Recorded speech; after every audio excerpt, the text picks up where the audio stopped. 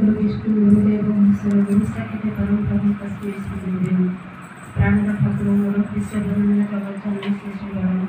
परम पूज्यपाद श्री श्री बरदा परम पूज्यपाद श्री आत्मदत्तम चरण मोर कोटि कोटि प्रणाम मोर दीक्षा गुरुजी देवता प्रणाम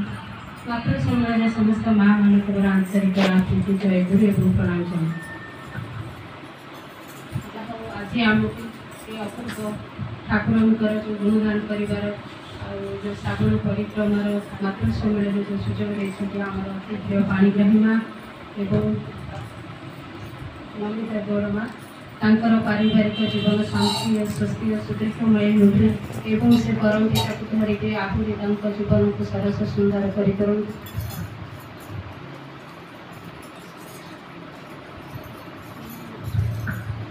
सबुदिन से ठाकुर कथा आम आलोचना हो आम समस्त ठाकुर पाखक आसते आम जीवन को आम सुरक्षा मिलता गुरु ग्रहण करेंगे कहना से आम समस्ते जाचे जदि गुरु आम जीवन में ना आमर कि ना आ सत्य धरले ही आम जीवन में सब समस्यार समाधान भी हो जाए आ गुरु ही आम जीवन को बचे दिए गुरु को से धरने आम कहूने से गुरु को धरने किसी ना गुरु धरले ही आम सब देवता पूजा कर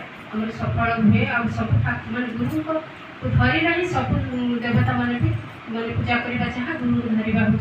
आम जो सब आलोचना करुचे आम समस्ते से परम प्रिय श्री ठाकुर को धरीचे आ से ठाकुर को धरिकी विधि विधान आगे आम जब पालन करवा आम समस्ते भी पालन करुचे कि आमको सेमती सारा जीवन भी आम पालन करा ठाकुर जेगुड़िक सत्यानुसरण जो सुंदर सुंदर पाणीगुड़ी आम जीवन में सब समस्यार समाधान है सत्यानुसरण जदि आम प्रतिदिन से सत्यानुसरण प्रत्येक गोटे गोटे पानी की जब आम आम जीवन परिधि भितर बुझा चेष्टा करवा आम निजे ही भल आम जीवन टाक सरस सुंदर कर ठाकुर गोटे कथा मोर मन पड़े जितेबाला मैंने आम कृष्णचंद्र भट्टाचार्य थे ठाकुर से अन्यतम भक्त से थे सी गोटे सीवी रमण आउ साइंटिस्ट सी हूँ जूनियर असिस्टाट भाव से कम करते किंतु से ठाकुर पाक जो आसिले से सब छाड़ी देकी पलि आसते से ठाकुर पाखक थे एमती गोटे बंधु थे कोष्ठ बेंगल जो बड़ लेखक थे से बहुत बड़ बड़ सब लेखा लिखिं आगे भी गोटे मैंने गर्व भी था सब कि चेष्टा सब ठाकुर कहते मोर एमती गोटे सांग अच्छे सब भल लिखती थे सी आसी ठाकुर पाखक ठाकुर सब बहुत खुशी होती तुम जहाँ मुझे शुणी तुम बहुत भल लेखा लिखि कर सी कहते ठाकुर लेखा लिखे ना तुम प्रदीप विषय मत गोटे कह प्रदीप माने दीप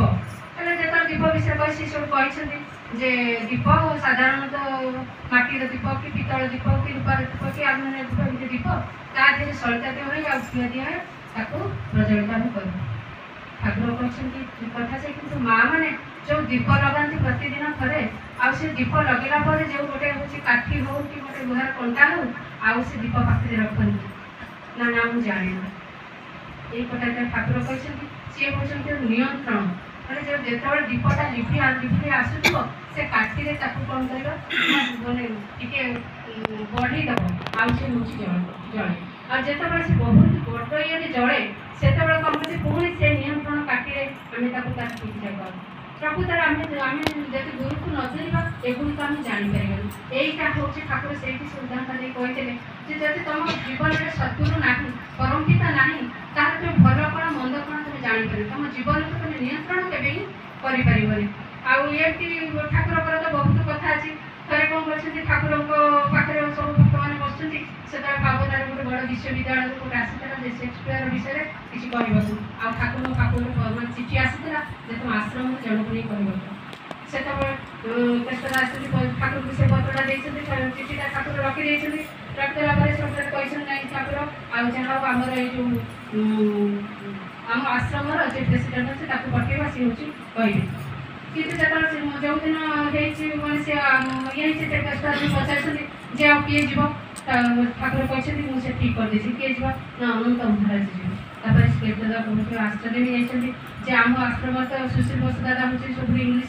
से बहुत भक्ता ये करती मैंने केमी अनंत महाराज जी से कहते तो कहीपर पंचम श्रेणी में पाठ पढ़ी ठाकुर कि समस्ते कहीं जाना आश्रम से दिन आश्रम पाखे जी सब किए भक्त से